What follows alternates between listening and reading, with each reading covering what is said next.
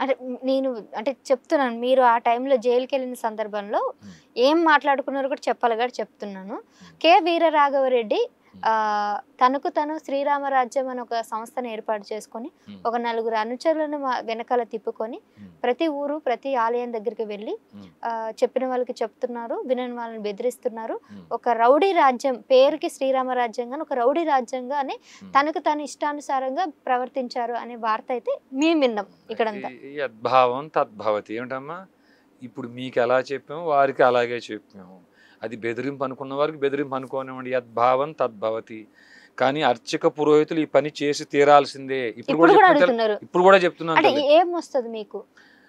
సరే ఓకే, భూమి ఒక్కటి మీ ఒక్కరి, సరే మీరు అన్నారు భూమి అందరిది మనది అని అంటున్నారు. అలా కాదమ్మా, అన్యమత ప్రార్థనా మందిరాల్లో 2040కి 2047 కల్లా ఈ భూమిని మనం స్వాధీనం చేసుకోవాలి. ఇది అన్నంత మాత్రం అవ్వదు కదండి. చట్టాలు ఉన్నాయి, న్యాయాలు ఉన్నాయి, న్యాయస్థానాలు ఉన్నాయి, చట్టాలు ఉన్నాయి, ప్రభుత్వాలు ఉన్నాయి. ఏం చేసిందమ్మా, పాకిస్తాన్ భారతదేశ విభజన జరిగినప్పుడు అక్కడ ఉండే కోర్టులు పోలీస్ స్టేషన్లు ఓచుకోతను ఆపిందా?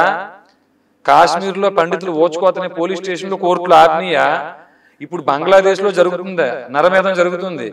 కోర్టులు పోలీస్ స్టేషన్లు అక్కడ లేవా? ఆపుతున్నాయా? వెస్ట్ బెంగాల్లో గవర్నరే కళ్ళం నీళ్ళు పెట్టుకున్నాడు. ఇంత దారుణం జరుగుతుందా? పారిపోయారు జిల్లాలు వదిలిపెట్టి, వాళ్ళందరి దగ్గర గవర్నర్ బ్రతిమలాడుతున్నాడు, మీరు రండి నేను కాపలా ఉంటానని.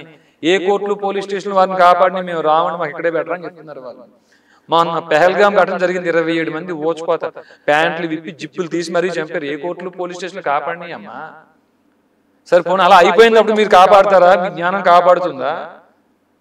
వీళ్ళు లవ్ జిహాద్ పేరుతో ఆడపిల్లల్ని ఎత్తుకెళ్ళిపోతున్నారు, ఫుడ్ జిహాద్ పేరుతో ఒక దారుణం, భూ జిహాద్ ఇంత జరుగుతున్నప్పుడు అన్యమత ప్రార్థనా మందిరాల్లో ఎలా యూనిటీగా ఉండాలో వారి బోధకులు బోధిస్తున్నప్పుడు మా ఆలయాల్లో అర్చక పురోహితులు ఆ యూనిటీని, ఆ ఏమంటారు ఐకమత్యంగా ఉండే విషయాన్ని, గోత్రాల ప్రకారంగా మనందరూ బంధువులమే, ఇట్లాంటి అగాత్యాలు జరుగుతున్నాయి, మనం కలిసికట్టుగా ఉండాలి అనేటి విషయాలు వీళ్ళు చెప్పమని అడగటం, దీంట్లో తప్పు మీకు ఎలా కనిపిస్తుంది?